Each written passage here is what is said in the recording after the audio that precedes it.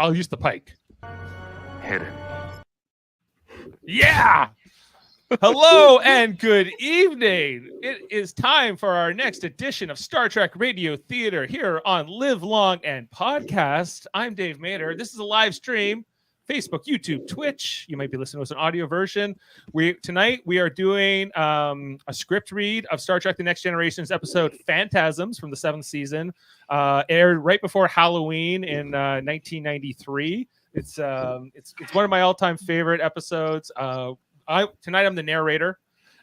Jane's gonna be playing Troi, and we got a whole cast here of the Live Long and Podcasters and friends and everyone here tonight. So it's gonna be so much fun. I'm excited to get into it.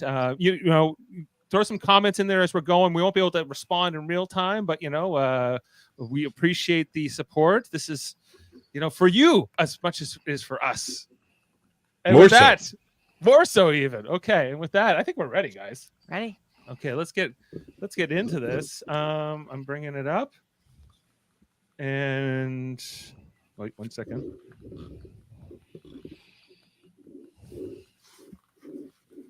Oh, I should have done it differently. Suspense. The suspense, guys. This is very suspenseful. Okay, well, you know what? Like, we're all here. We can all say hi. It doesn't have to be weird. I didn't know this was a Halloween episode. Actually, this is a Halloween That's kind of. something new I did not And know. does that excite you, Jane? Very much so. There was a couple scary scenes, especially the scene in the hallway. Yeah, it's Yeah. pretty scary in this Yeah. episode. And I think. wondered how did she know? Because how was she empathic to know that Data was behind her when he's a machine? Well, that's the thing with Troy's powers is they're kind of all over the place and Yeah. inconsistent. But it's how it goes. Data also has a very powerful smell. They never talk about it, but it's very Must awkward. be it. Very, very much like a Casper mattress fresh out of the package. Okay, We don't talk about Casper until that sponsorship comes. Right. The Ghost Mattress Company. It's friendly, at least. Spooky mattresses for spooky sleeps. Where's the view? I don't know. You have like a spooky knee from time to time too, I'm sure. That's all I want to do. Okay, there we go. Sorry, guys, I'm a little out of sorts, but we're going to be good now. We're bringing up the script, and we're going to be going along here in real time. Is everyone on? Mott keeps dropping. I think I'm gonna jump out from the. We got two Motts. We had two Mott. All right. Oh, Near Mott. Oh no, this is much worse. First Mott was way better. Go back to being him. Second Mott is scary sounding. Yeah, no, Mott, It come works for back to regular Mott. Sounds like he's underwater and also somehow in like a hollow cave. Yeah, or like a tin box. Tin box. Okay, Oh, well, this is much worse. That was a bad starring- decision. Well, Yeah. Mott's sorting that out. Well, so starring Ashley Millard as Captain Jean-Luc Picard. We got Michael Chan as Lieutenant Commander Data. I missed Kevin Millard as Commander William Riker. Jane is Deanna Troi. Justin Velociraptor is Lieutenant Commander Geordi LaForge. Davan Skelhorn is Lieutenant Worf. And Adam, Whoa, can you see my full name? Can't you see my full name there? Worf, son of Moog. Slayer of Gowron, Bane of Geordi. Wow. Yep. Adam Woodward is Nakamura and Tyler, and I'll be your narrator with Jeff as Sigmund Freud. Okay, Mott, is Mott back or he's just gone? Okay, we're just gonna start. No, wait. Somebody jump in as Crusher. It'd be like, I don't know when Crusher's the first line. who's backup Crusher if Mott's not here? Let's just establish that now. Me. I will do Okay. it. Okay. This is gonna be awesome. All right, here we go. It's already starting. Amazing. And on the music cue, we start our read here, everybody. Okay, let's get going.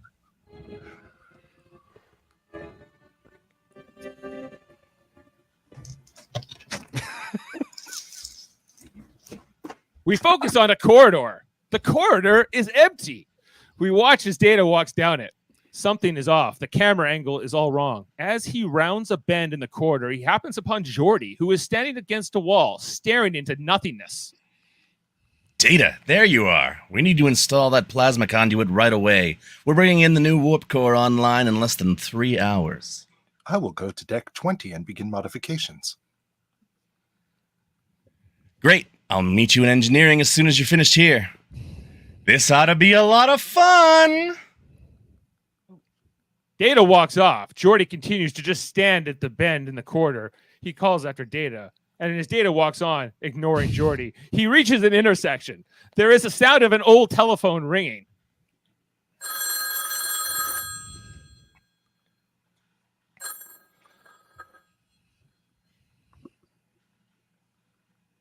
He looks around and the sound and sees a large hole in the wall. Two early 20th century workmen are taking pickaxes to the internal workings of the Enterprise, and others attempting to remove a panel with a crowbar. Excuse me, do you have authorization to work in this area? You are dismantling a warp plasma conduit. I must ask you to stop. The workmen ignore him. Data opens his mouth to say more, but only a high-pitched shrieky noise comes out instead.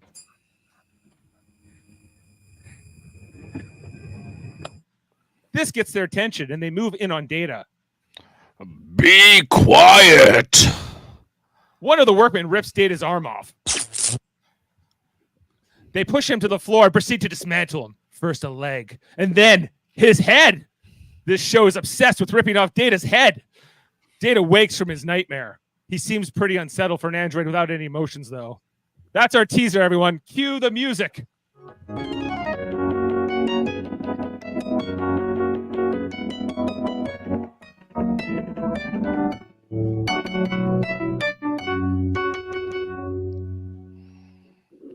The name of this episode is Phantasms. Ooh, spooky. This episode did air the week before Halloween, so let's put ourselves in that mood. We focus on outer space. The Enterprise is leaving Starbase 84. Captain's log, stardate 47225.7. Commander LaForge has completed the installation of our new warp core. We are preparing to test its capabilities. We focus on the bridge. Picard is entering for his ready room. He looks dismayed. Something wrong, sir? I just got a message from Starfleet Command. Bad news? You could say that. I've been invited to the annual Starfleet Admirals Banquet. My condolences. I've managed to avoid it for the past 6 years, and now it would seem my luck has run out. I can't think of anything more tedious. 50 admirals shaking hands, making dull conversation, uninteresting food, boring speeches. Can't you think of some excuse to get out of it? After 6 years, number one, I don't think I have any excuses left. Riker is amused by Picard's obvious discomfort. Maybe avoiding this Admiral's banquet is why Riker waited so long to become a captain himself. We focus on engineering. Geordi and Data are working on the warp core. Geordi, have you ever had a nightmare? Yeah, sure, Data. Everybody does from time to time. I have had 111 dreams since I first discovered this program 9 months ago. In all of that time, I have never experienced such strange and disturbing imagery.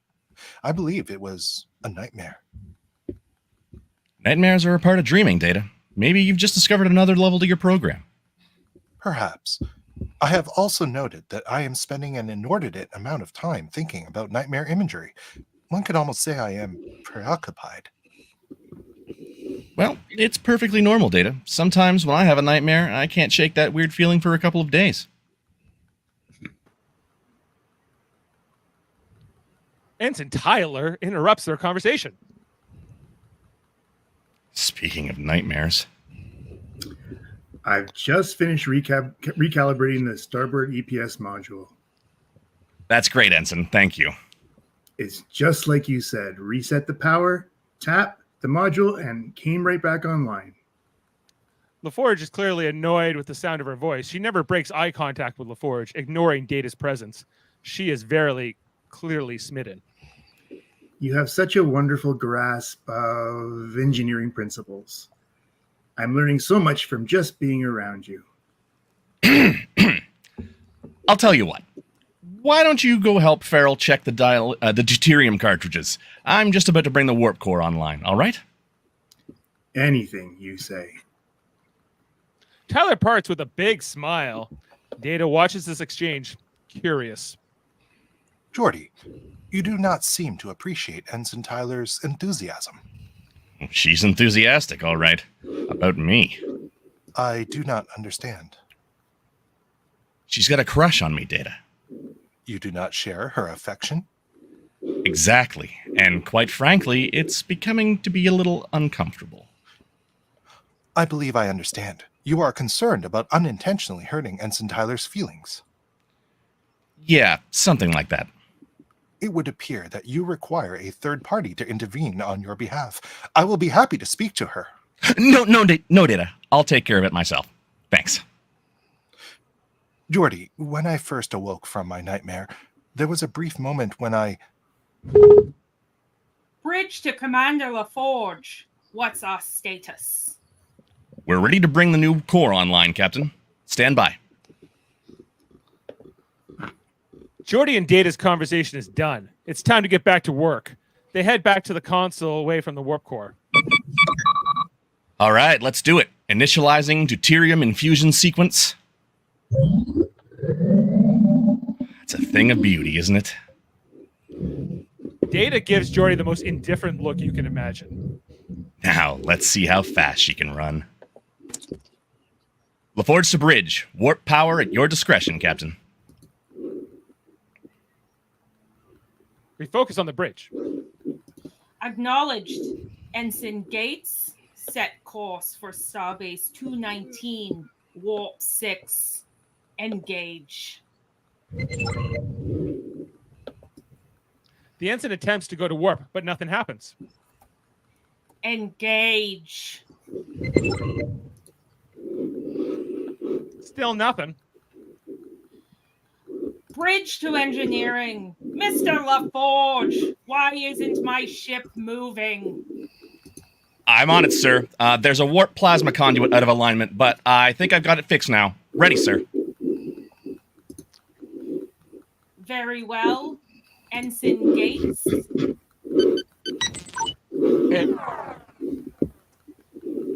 Hey, whoever's like scratching up their table, cut it out. Oh, sorry. All the lights go out on the ship. The Enterprise is dead in the water, or space, as the case may be. Mr. LaForge. Stand by, Captain. Captain, I am taking the warp coil engines offline. The lights come back on.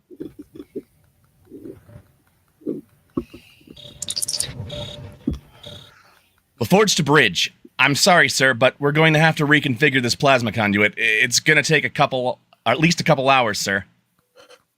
We focus on Data's quarters. Data is staring at Spot, who is asleep on the bed. The doorbell rings. Enter. Troi enters. Hello, Data. Counselor? What are you doing? I have been watching Spot sleep. In the past 15 minutes, he has had 12 muscle spasms, which indicates he was dreaming. I have often wondered what Spot dreams about. His twitching and his rapid breathing would seem to suggest anxiety, but Spot has never seen a mouse or any other form of rodentia. He has never encountered an insect or been chased by a canine. I understand you've had some interesting dreams recently. Geordi was worried about you and he wanted me to check in and see how you were doing. That was very thoughtful of him. I've been debating whether or not to initiate another dream sequence. Because of the nightmares. I have found them to be quite unsettling. Data, you shouldn't be afraid of dark imagery in your dreams. It's natural. It's a natural expression of your unconscious. If you have an unconscious, I'm not really sure how your positonic brain works, but if it's anything like ours, then there's a part of you that's trying to express itself through your dream state. And I think you should allow yourself to experience it.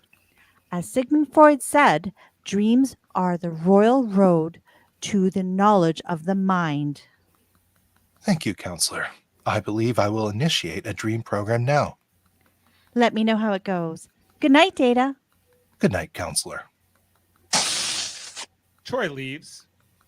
Good night, Spot. Data plumps his pillow, gets under his blanket in full uniform, kicks Spot off the bed, and approximates a yawn and a stretch.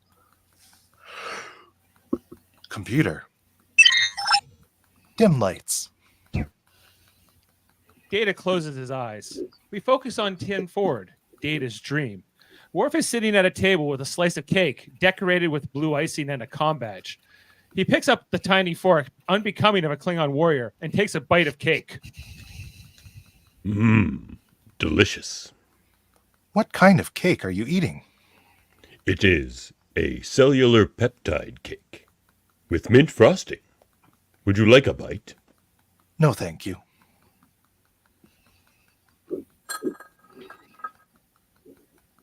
The telephone begins to ring again. Data looks up at the sound and sees Riker and Dr. Crusher at the bar.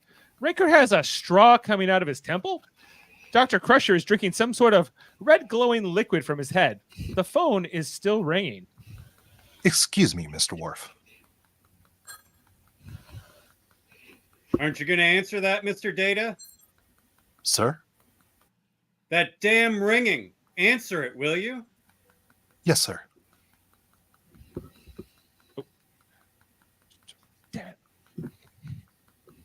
Riker hates rings and beeps almost as much as Kevin Millard does. Data walks over to the other end of the bar. The workmen from Data's last dream are huddled over something. Please identify yourselves. I must ask what you are trying to... Be quiet. Data closes his mouth and the noise stops. One of the workmen hands Data a long knife and beckons him forward. As they move out of the way, we see Troi laying on the table. Her head is her own, but her torso is now made of cake. There are plates at the end of the table, and a large slice is missing from her chest. The old telephone cut can be still heard ringing in the background. Please, don't hurt me, Data! I am sorry, counselor. No! No! No, Data! Data walks over to the other end of the bar. The workmen from Data's last dream are huddled over something. Oh, wait, no, sorry. That's the wrong line. Sorry, where am I? Data cuts into the cake. Data cuts into the cake. We focus on Data's quarters. Data's asleep in bed. Data! Data wakes to see Geordi, Worf, and Troi standing over him. What is wrong? We've been trying to wake you up for the last 5 minutes.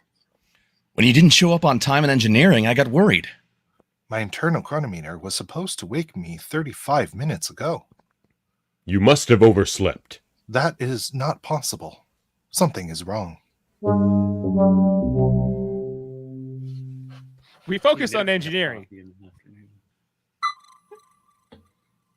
LaForge is scanning Data's head.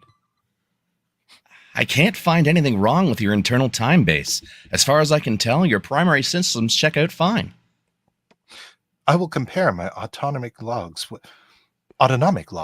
the ship's chronometer. Perhaps we have overlooked something. You know, Data, there's an awful lot we don't know about your dream program. Maybe it was designed to cause side effects. I mean, for all we know, Dr. Sung might have intended for you to oversleep from time to time. It's part of the human experience. It is a possibility. However, I would prefer to make certain there are no anomalies in my neural net. You know, I'm curious. What were you dreaming about when you woke up, or when we woke you up? I have not fully assimilated its impact. I would prefer to study the images further before discussing them. Sounds like it must have been pretty strange. Strange is not a sufficient adjective to describe the experience.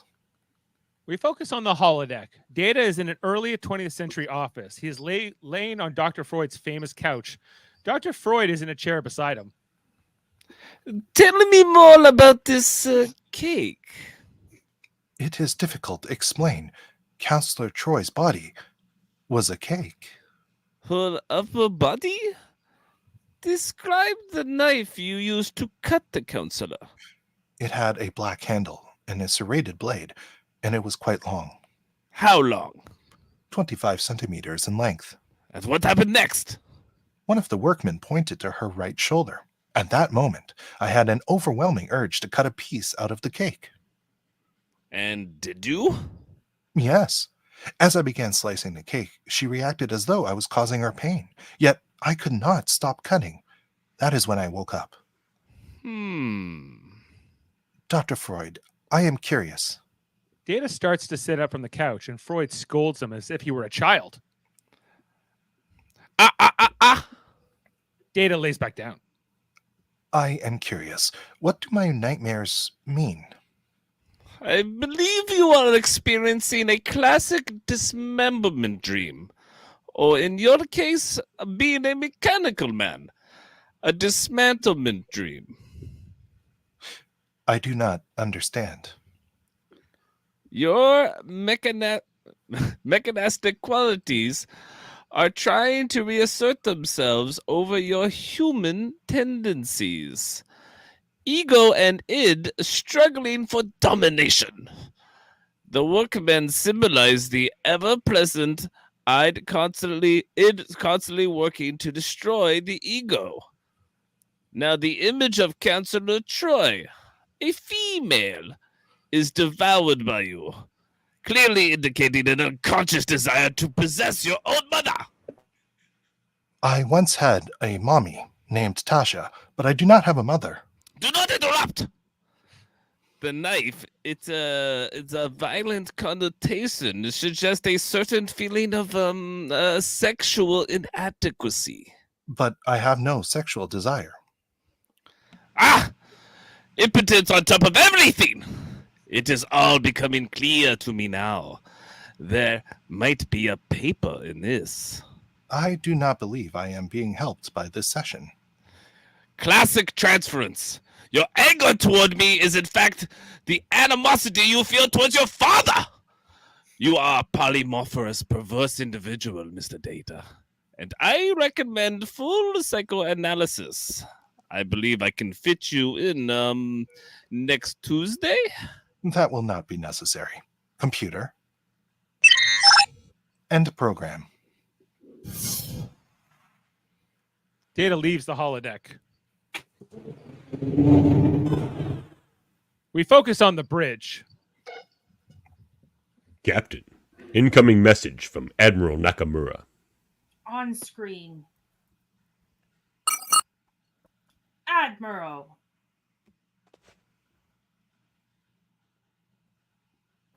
Captain, we are expecting you this morning.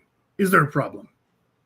Actually, we have been experiencing a few minor difficulties with our new warp core, but my chief engineer has assured me that we will be underway within the hour. You're not trying to avoid this particular engagement, are you, Picard? No, certainly not. I'm really looking forward to it. Good. I'll expect you soon. Nakamura out. I think he's on to you, sir.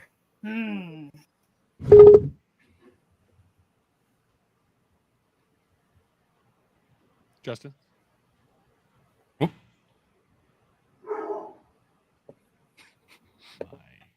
Wolf. LaForge to bridge? LaForge to bridge. Go ahead, Geordi. We've just started it up, Captain. All systems are holding steady. Ready when you are, sir. Ensign Gates, set a course.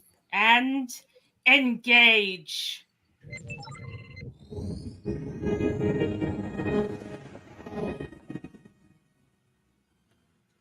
The engines cut out just as they are about to go to warp.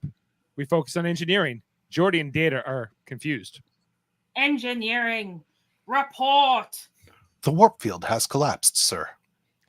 It looks like we've blown the entire power converter, Captain. Impulse engines are down too. We're not going anywhere. But I know just how to fix this. Give me 2 hours. 3 tops. We focus on the bridge. Riker is standing uncomfortably close to Picard.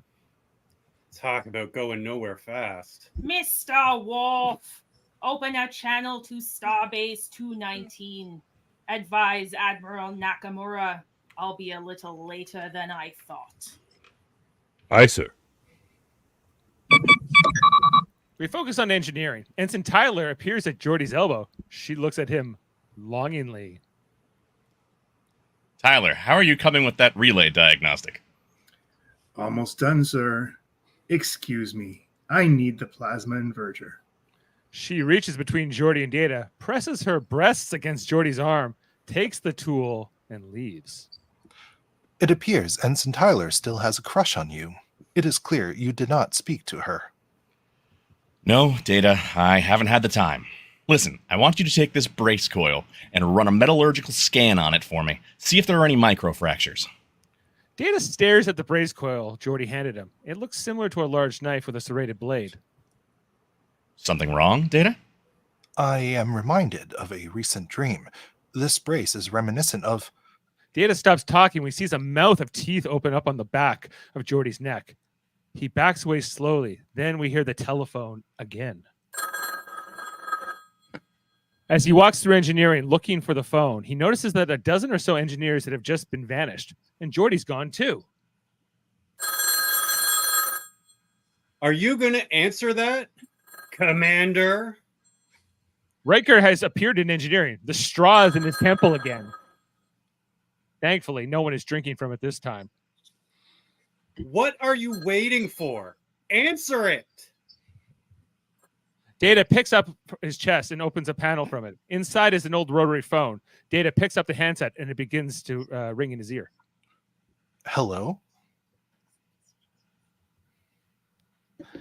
Kill them! You must kill them all before it's too late! Data! Data, what's wrong? Data's standing in engineering with the brace coil Geordi had given him held up to his ear like a phone handset. Geordi and Ensign Tyler are just staring at him, concerned. Data pulls the brace coil away from his ear. I do not know. We focus on Troi's office. Data is still holding the brace coil. Everything seems to remind me of the nightmare. Objects, sounds, smells, and now I have seen elements of the dream in a waking state. I cannot explain it. Data, if you were one of my human patients, I might be concerned right now. I'd say you had a waking dream or a hallucination. But you're not human. I think we might be looking at some kind of technological problem. I have run 3 complete self-diagnostics. All of my systems are functioning normally. Perhaps Dr. Freud was correct. The knife I dreamed about is the embodiment of my unconscious desire to inflict violence. Data. Even Freud said sometimes a cigar is just a cigar. But the bottom line is, I think you're developing an almost obsessive interest in your own inner workings. I'd almost call it at the beginnings of a neurosis. That is not possible. Why not? You've eliminated all the technical explanations, and it makes sense that your neural net becomes more complex, more human, that you might experience the same kind of physiological complexities as a human. Do you think that is possible? Data. You must be the first person who's come into my office and been excited at the prospect of a new neuroses. But yes, I do think it's possible, and I'd like to start counseling you on a regular basis. Daily? No, we'll start weekly. And as a first step, I'd like you to shut down your dream program until our next session, just to be on the safe side. Give yourself a chance to reflect on this experience. Thank you, Counselor. I look forward to our next meeting. And Data, next time, see me before you see Sigmund. Data gets up and leaves. We focus on Picard's ready room. Picard is using his little desktop monitor. Admiral, I can explain. Let me guess. Your warp core is malfunctioning again. Unfortunately, the problem has affected our impulse systems. At the moment, we are adrift. Are you expecting to have this problem fixed soon, or shall we send out a tow ship to bring you in? That will not be necessary. I have full confidence in my engineering staff. I will be at the banquet on time. Picard out. We focus on engineering. Geordi is busy working. Picard is hovering. Have you tried reconfiguring the plasma conduits? Picard reaches over Geordi towards the console. Geordi stops him. Yes, Captain. 2 hours ago. Geordi goes back to work. Picard wanders over to Data's station. What about the relays? Are you absolutely certain you don't need a new phase inverter? I am currently running a level 3 diagnostics of the relays, sir. We will have the results of the analysis in approximately 10 minutes. I see. Picard wanders back over to Geordi to continue his hovering. Another engineer scans the brace coil. This catches Data's attention. Picard impatiently looks around. Oh, perhaps I could reconfigure these isolinear chips. He heads towards the chips. This is the last straw for Geordi. No, sir. Please don't touch that. Captain, Commander Data and I have the situation under control. Now, if you just let us take care of it, the work would go much faster. Ensign Tyler interrupts. Captain, we could use a extra hand moving the containment pods if it wouldn't be an imposition. Oh, no, not at all. I'd be delighted. Picard leaves with Tyler. Good work, Tyler. I thought he'd never leave. Data, I want you to give me a hand locking down this plasma conduit. But when LaForge turns around, Data is gone. Data? Data! We focus on a corridor. Troi is walking along. Suddenly, she has a strange feeling of being followed. She stops and looks around, but no one sees her, or she sees no one. She continues on her way, turning a corner towards a turbolift. As she waits for the turbolift, she quickly turns. There is something, thinking there is someone behind her, but no one is there when she turns. Suddenly, the turbolift doors open. It startles her. Troi enters the turbolift. Deck 36. Just as the doors start to close, Data's hand reaches in to stop them. Troi is startled again, but then relieved to see Data as the doors open. Oh, hello, Data. Are you all right? Data stares at her shoulder and raises the knife brace coil. What are you doing? Hold very still, counselor. No! Data stabs her!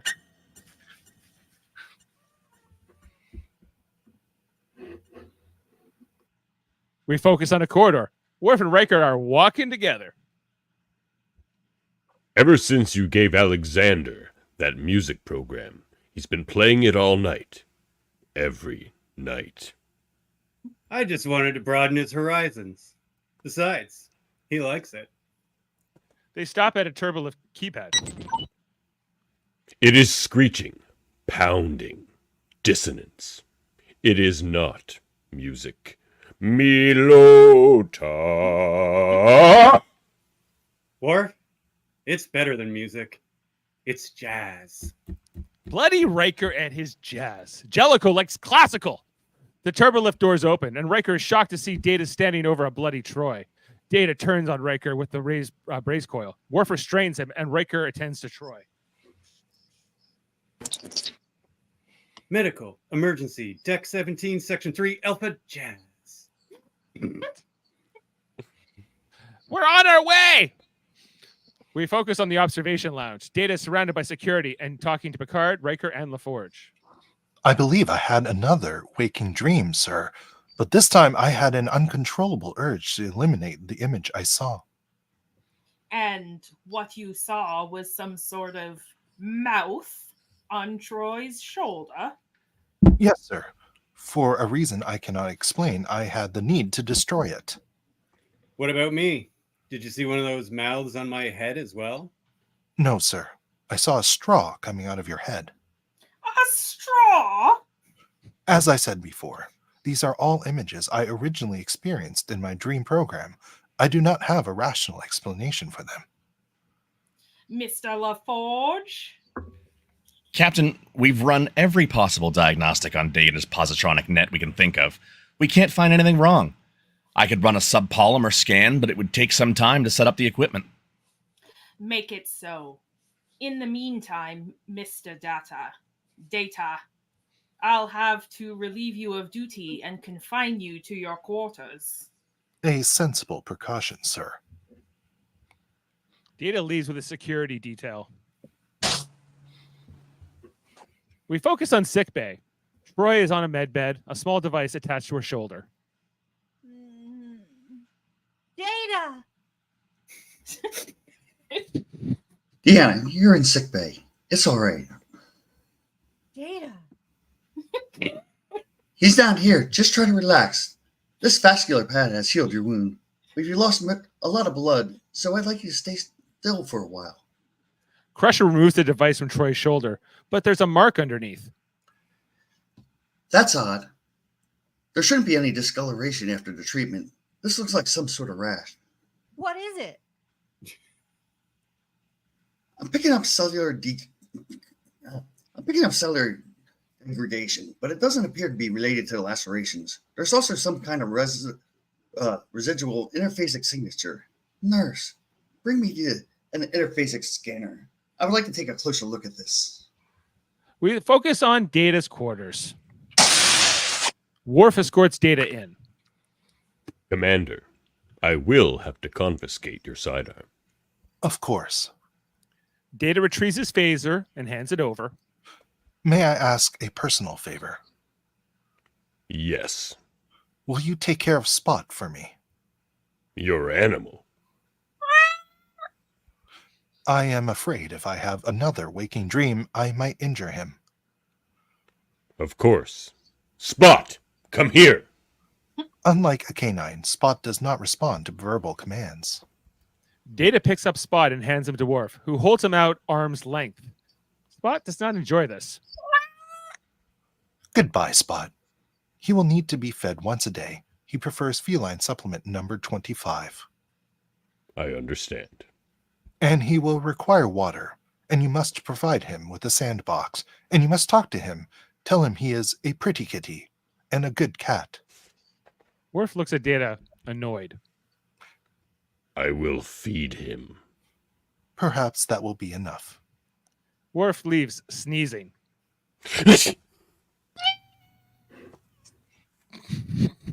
We focus on sick bay. Picard and Riker enter. Captain, we have a problem. Take a look at this. Her tissue is breaking down on a cellular level and is spreading. At first, I thought it was a rash from the coil brace she was stabbed with, but when I used the interphasic scanner, I found this. Crusher starts up a scanning device and holds it to Troy's shoulder. Some sort of organism appears. What is it? The question is, what are they? She moves the scanner over her own arm, and yet another organism appears. I've tested all the medical staff, and I've found them on almost everyone so far. The cellular decay is accelerating in all cases. I haven't found a way to stop it or even slow it down. She moves the scanner up and down Riker and finds an organism on his temple. Looks like you're infected too. The organism appears to be attached to our epidermal layers with ostomotic tendrils. They're tapping directly into the bloodstream. Crusher moves on to scan Picard and finds one on his throat. And from what I can tell, they're spreading. We focus on the observation lounge. The senior staff is there, all minus Troi and Data. Crusher has a picture and info about the organisms up on the screen. What are we dealing with here? Are these creatures feeding on us?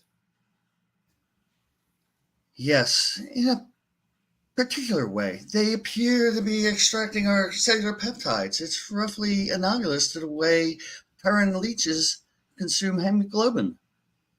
If they're not removed soon, our bodies are going to lose all cellular cohesion. We'll collapse into nothing but a few pounds of chemicals. All right. Is there any way that we can affect these organisms? We've tried EM radiation, subspace fields, thermal protons. Nothing's worked. They seem to exist in some sort of interphasic state just beyond our range of visual and sensor acuity. The only way we can see them is to use an IP scanner. Tricorders can't even pick them up. Do we know where these things came from, Mr. Worf? I scanned the vicinity with an IP scanner. There is no sign of any similar creatures or any unusual interphasic activity. What about Mr. Data? There must be some connection between his odd behavior and these creatures. Is he infested as well? No, I've scanned them, but I found nothing. Data attacked Counselor Troi because he saw a mouth on her shoulder. And in that same area that we first saw one of the organisms. Data also saw a straw in my head, and then Beverly discovered an organism in the same place. Those images are all part of Data's dream. Maybe somehow he's unconsciously perceiving these creatures. Then perhaps it is time that we took a look closer at Mr. Data's dreams.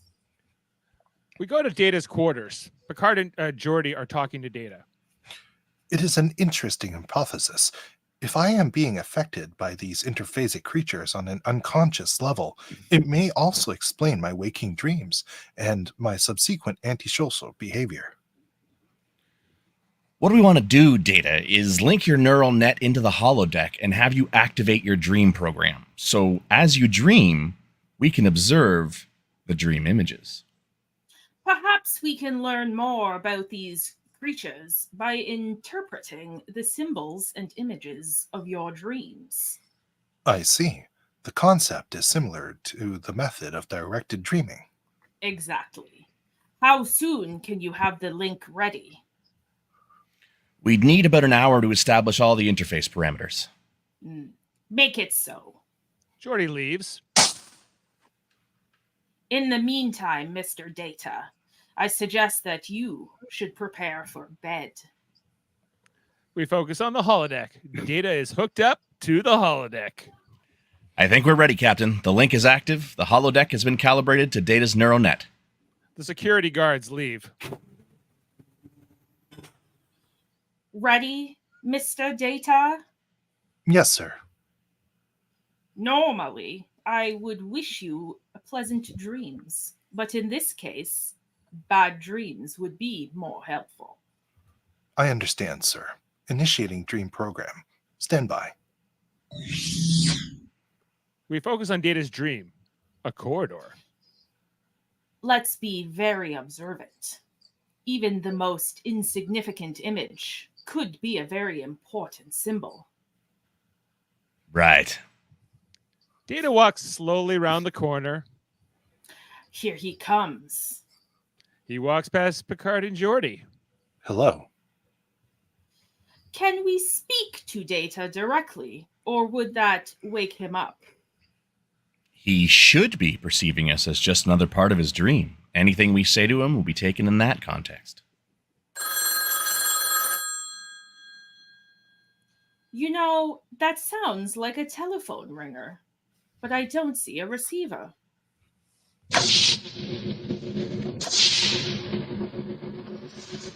We focus on 10 forward. Crusher is drinking Riker's brain again. Worf is munching on Troi's chest, and Cake Troi is on the table. Data heads over to Troi, and Picard and Geordi pause briefly to take in what they are seeing. After a moment, they walk over to Data, who extends a plate to Picard. Cake. Oh, thank you. Look at that. Her right shoulder. That is the same place that Data stabbed her. In his waking dream, he said there was a mouth on her shoulder. They're both symbols of consumption. Mouth. Food.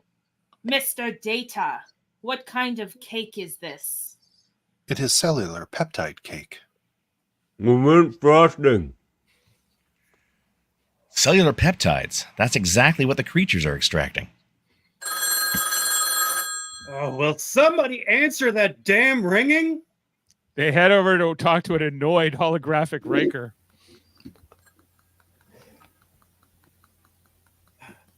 Captain, look, dude, seriously. The ringing's getting worse. What could the ringing symbolize? A bell? Sound. An old-fashioned way of communicating? Dr. Crusher stops drinking Riker's brain. Do you want some? It's delicious.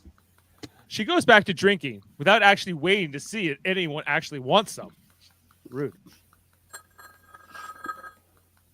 Will somebody please get that? Geordi puts his ear to Data's chest, opens it up, and answers the phone. Yes. It's for He you. extends the handset to Picard. It's for you. Picard? Kill them! Kill who?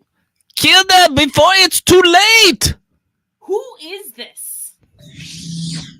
Who is Dax? We focus on Data's dream. Freud's office now. I am Dr. Sigmund Freud. How does he fit into all of this? If I were to interpret my own appearance in this dream, I would say I am the symbolic representation of Data's unconscious mind trying to warn him about the dangers he perceives around him. You mean the interphasic organisms? Of course! Tell me, Doctor, how do we kill them? Answer it! Picard reaches for the phone on Freud's desk. 999! Do not be so literal. When I say answer it, I mean respond to it. To them! The workmen barge into the office. Be quiet! A workman shoots Freud, and he's dead. I'm really struggling to understand why Dr. Soon designed this dream program to be so weird, even if these life and death situations. Moving on. These workmen guys come across the room to an exposed conduit. Data is laying there on Freud's couch in front of it. They move him out of the way, and they start to dismantle the conduit with their pickaxes and their crowbar. What do they represent? I don't know, but I do recognize that junction they're working on. It's the plasma conduit we installed with the new warp core. Respond. Respond to them. What does that mean? What is it that you're doing? Go away! Leave us alone! Who are you? We are your enemies. It's creepy, man. These workmen turn from the conduit and they bear down on Picard and Geordi with their weapons. Stop. You must not hurt my friends.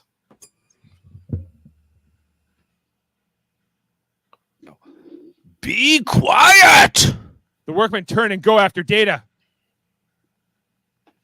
Data! The shrieking noise you made. It causes them pain.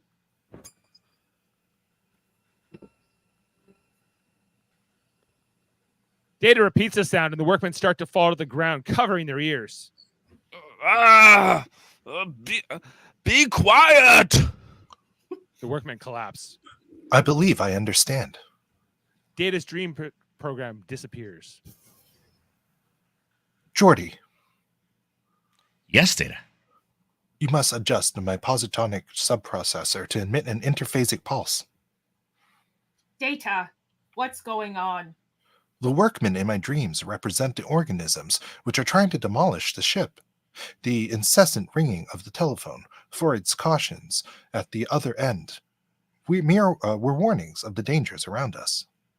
What about the shrieking noises you made?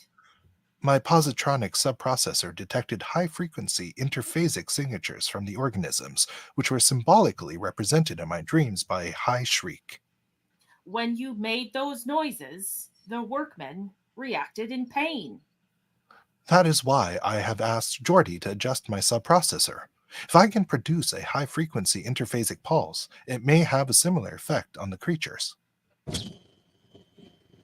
We're ready. Picard to sickbay.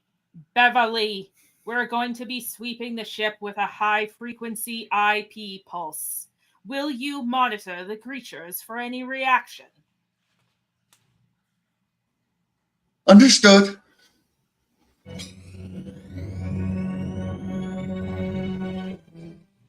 We focus on sickbay. Crusher shines her blue light on Troi's shoulder and then on her own arm.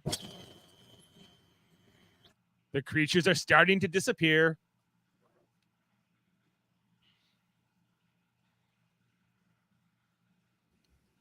It seems It's to be working, Captain. Yep.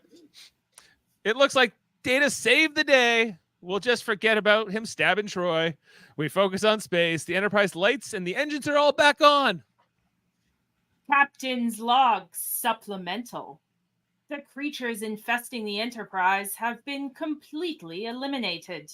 We believe the infestation originated within the warp core we obtained on Starbase 84. We focus on engineering. Geordi is briefing Picard. This conduit was manufactured on Thanatos 7 using a new interphasic fusion process. We think it was that process which attracted the organisms to the conduit, where they lay dormant until we activated the warp core. That's also why we couldn't get the core online. The creatures were disrupting the plasma flow. How long before we have warp power again?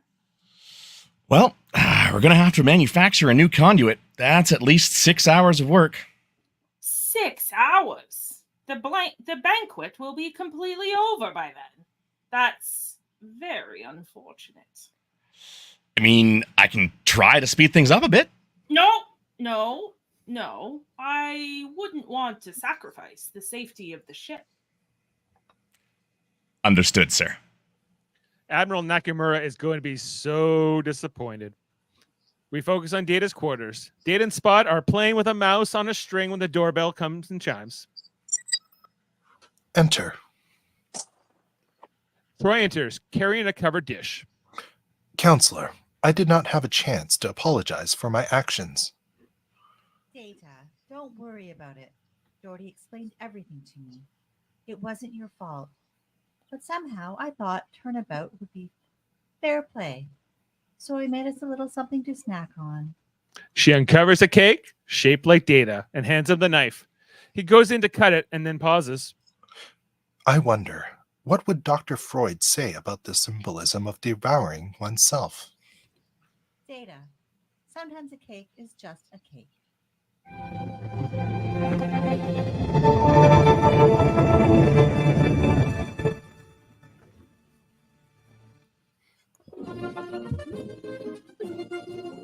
Yes, thank you. And that concludes our reading of Star Trek Radio Theater's Phantasms.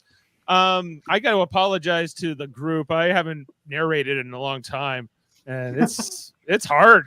999. I was like, not an easy gig. It's not easy. And then I'm like, oh, I'm supposed to say that. I'm supposed to read that. Yeah. I have to remind myself as we're going through, do not read those lines. Do not read those lines. No, I was having the opposite. I was like, oh, Ashley will say that, or like, whatever. And then I was just, but I think it's just how my brain sort of, especially I think from the edits I've done in the past too. Okay, well, hey, that was great, everybody. We're gonna introduce the whole cast here. Jane playing Counselor Troi. She was our cellular peptide cake, and she was very tasty, mint frosting on her. Of course, we had let's bring in here our captain and first officer, Picard and Riker, Kevin and Ashley Millard, talking about the Admiral's banquets. They got bugs in their ears and things like that. That damn ringing, Kevin. Yeah, that wasn't even acting. I couldn't stand it anymore. We got the cake monster here, Worf himself, Davan Skelhorn. Got anything to say, Worf? Speechless. Okay. I have become Worf. I am a method actor. Oh, you're the quiet type, I see. Coming here for the first time ever with us, Justin Velociraptor, playing the role of Geordi LaForge. Great job, Justin, Geordi. You were, I realized as we were going through, I hadn't explained to you how the sound effects work or even the narrations. So, but you did great, man. Also, we had Adam Woodward playing the dual role of Ensign Tyler and Admiral Nakamura.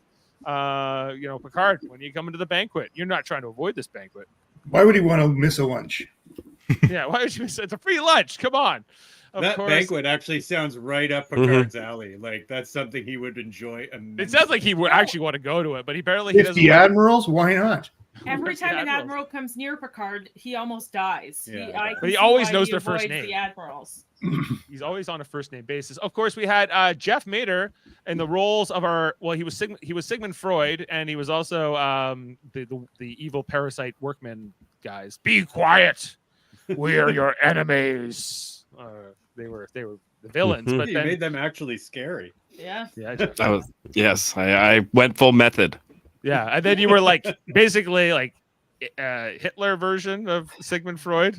Yeah, that's the only way I could do it. The Germans. Yeah, you're like not. Yeah, exactly. A soft German's not my specialty. You're like, I can only do harsh German. Yeah. We had Germany's special. The Germans thank you. Tom Mott Tyrell in the role of Dr. Crusher, drinking from Riker's head. Tasty. Great job, Mott. You had a lot of medical jargon to jump through in some of those briefings, and so it was killing me. Like I was like, this man is a doctor. Don't worry. With this woman in this case, yeah, great job, Mott. And then coming in last here, but of course our star of our show tonight, Michael Chan, in the role of Lieutenant Commander Data. Oh, did I hit I hit the layout. Sorry, guys. Oh my God, sorry about that. I thought you got rid of it. No. I'm sorry about that. Yeah, Michael Chan, the star of tonight's show, the dream sequence himself. He's stabbing my wife with the coil spanner. He was a very breathy Data. We need a Data romance story now. Well, it's all about his mother, or whatever. Yeah. Or my mommy. Or I don't have a mother. Tasha, mommy. Tasha, mommy. Mommy Yar. I have a mommy. Her name is Tasha, but I have no mother. Yeah, that was. Yeah, I want to stab her. He's fully functional. Don't worry. So Multiple techniques. The 25 centimeters. It's an impressive amount of centimeters. If you're on the metric system. But anyway, his way through the ship. He stabbed Yar. Now he stabbed Troi. Well, yeah, it's true. Troi lets everyone stab her. Oh my God. Well, she does. Actually, now that we're in this first season of Next Gen, I'm really getting a different sense of who Tasha Yar was in this show, because I haven't really thought about those episodes in a lot, since this rewatch. And I'm like, oh, Tasha's got like a whole thing. She's trying to pick up men all over the place, on Angel One or elsewhere. So. But anyway, this was Natasha's story tonight. Any favorite moments, everybody, or you're just. I don't think anybody should ever be allowed to play Troi again except Jane. Oh, good. Did you enjoy Jane's performance as Jane or Troi? You were. What's the name of her? Because there was some talk. Okay. Jeff's tickling clock is back. What's happening? I just noticed the chat after Jane's Data. I want her to do that one where Troi is trying to speak to the two hearts, one moon, or I can't find you. Where are you? The two-dimensional things. Yeah, that was trapped. Yeah. Absolutely. When we get to that episode, flying through space. Yeah, well, we should get together to do another one soon. This was fun. It's been a while. I looked, it was April last time we did it, so it's nice to be back in the saddle. Do you think you have a monopoly on loss? Give us that one, Jane. That's a good one. Which episode is that? Remember, she's like, "Do you think you're the Oh, only when one she who's lost her- grieving? Do you think you have a monopoly on loss?" Her empathic abilities. I'm having a hard time saying that. No, it's when somebody thought someone was dead. Oh, well, that happens all the time. Oh no, Oh. it's the best of both worlds. When like think Picard's gone and Riker's like just like meh, down in the dumps, and she's just like, "Dude, we're all upset." That's where it was from. All right. Right. Well, yeah. One Practice day it. maybe we should do best of both worlds or something like that. Too. That'd be fun. good. Surprised you haven't done that one yet. I want to Oh, hear there's so many Ashley good yell ones. about how many lights there are to a Cardassian. Oh, I want to play Gulmadred if we ever do that one. Oh my, Oh my you have a God. keen mind. Oh, come on, Keen. Yeah. Go Madrid. What a villain. I I saw remember that the first live. time I had live Tespa. Yeah. I drank it down much as you did just now. That's a pretty good. I gotta play Gulmadred. Oh, You he's got a pretty such, good Madrid there. Yeah. so good. Yeah. Well, we've actually avoided a lot of the two-parters just because even pulling together the sounds and the narrations, it does take a little bit of a lift. We did so. Times Arrow, but that's about it. Yeah, That was thought. Yeah, that was. For the are two-parter. same- Two-parters are the same amount of work as movies. Yeah, like Yeah. it's twice the Like- work, right? Yeah, movies and then the two-parters are usually like a 3-day script process for me. Yeah. It's a lot. Mm-hmm. Yes, and so so yeah, all those we've got to put effort into it, but Oh, I yeah. think we want to do like a movie next, or maybe not a movie, maybe another episode, and then we'll do a movie for like the Christmas season or something. What like movie would we do? Well, if it's a Christmas season, have you done Generations yet? That is a Christmas scene. that. We haven't I done have not. We Generations. haven't done With Generations. The kids with way too much eyeliner on. Yeah. Yeah. I love the doll, Papa. She's so. That kid was in Picard. He played a changeling. Can I Oh play- yeah. Can I just play? I just want to play the little girl who's like, I love the doll, Papa. I want to play Kirk and talk about dillweed. They're like scrambled eggs with Ferrotonia Yeah. or whatever. Exactly. Crank the And Shatner up to 11. And your horse. Oh, All right. Next my movie is Shatner's at Generations. about 14. Ooh, I think that's nice. a lock for Generations. Yeah, let's do that one. That would be fun. would be. Yeah, we'll get into that next. But probably one more episode. Maybe a Voyager, maybe a Deep Space. I don't know, something. Ooh, Voyager. You don't do those often. We haven't done them in a while. There's a few on the list for Voyager. What was it? There was one for I was almost going to do this time, but we decided on this yeah. instead. Oh, where they go through the void? That one's scary. Do you If we're remember what it looking for a was? Halloween one. Ashley, I was like pitching a couple to Um, her, and I was like, Yeah, like, let me go back in my texts with you. the original idea I had. Michael Chan has to play Harry Kim, though, just because he does those Harry Kim moments all the Yeah. time. Voyager, check it. Timeless, we were talking about. We were talking, which is not a two-parter, but it feels like a two-parter. What one's that one? That's a big Harry Kim one, too. That's a That's big when Harry Kim goes one. back in time with, like, whatever his new girlfriend is. I forget Oh her yeah, name. yeah. That's one which, him and Chakotay and the, The flower they seller. survived like the crash of the ship and all that. And, Mhm. Yeah. They're on All top. or whatever. Who's got the best Takuchi Moya? well, Hmm. Well, no one does it like Robert Beltran. Can- Akuchi Moya. do you Maybe think I we could, can So do you good. think I could sing a So Kuchi good. Moya? We can get him. We are far from the bones of our ancestors. Far from our grandfathers and all those things. Well, we'll look out for that. We'll probably maybe Timeless is the next one to do. So we'll look at us for in the near future. Chris Murphy here, the World Mind, enjoying it tonight. Somebody No, said- he's got the emotions because he just finished Deep Space Nine for the first time. Oh, I see. Oh, It's wow. nothing to do Oh, with really? us. Really? Yeah, I told him I'd hold him. Oh, that was you. Oh. I thought that might have been Jody. I wasn't sure. Oh. Well, it is Yeah, quite no. upsetting when Kai Wynn gets killed. I mean, that's Is for the first time when that happens. Yeah, So it's upsetting. it's an upsetting moment. Oh, I don't yeah. think I I was mentioned that. two caught. You get them both in one episode. I wasn't Yeah. that devastated by the loss of a fictional character since Dolores Umbridge. Yeah. Well, and we don't know what happened to her. She just went off in the woods with the centaurs, and Wow. it was never I think there's spoiled. some fan fictions, Dave, if you really want to know. Oh, I bet there are. Well, I'm glad. I hope you enjoyed it, Murphy. It's the greatest story ever told. Yeah. Deep Space Nine. Well, We should also, just promote everything here on Live Long and Podcast. Make sure you check out Monday nights, start the Orville reviews. Jody Simpson leading the charge, where with me and Kevin and Murphy. Tuesday, the Star Trek Next Generation podcast review. We're going through all those season 1 episodes right now, and then soon we're going to be doing, I think. Is it Lower Decks that's coming back next? I think is expected this fall, and the Strange New World last season. Yeah, it's likely to be the last season. But at least we got one more season. So look out for that. Of course, I think Debate 9 coming up. You said there, Davan, coming. Yeah, we got a team debate coming up. Sorry, Jeff and Kevin, buddy, you're bumped. The next Debate 9, it's the first team edition, so I think it's going to be great. It's going to be me and the Plain Simple Tailors, me and Dave, versus the Dream or the what would you even call them? Like they're like they're like two doves. They're like two doves. Turtle doves. Yes, it's Jody and Heather.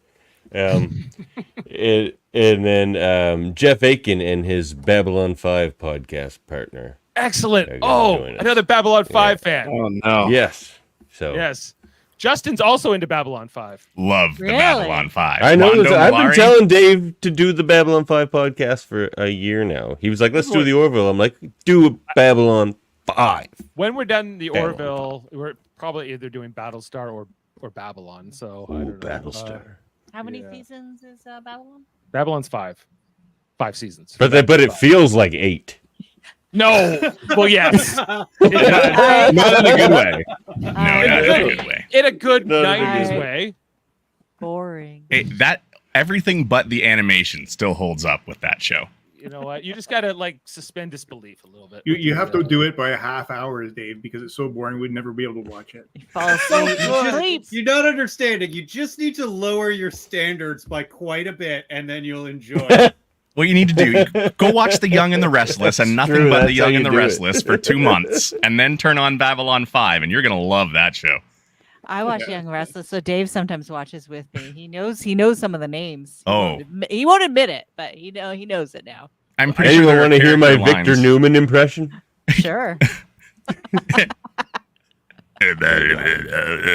Why don't you bring the car around?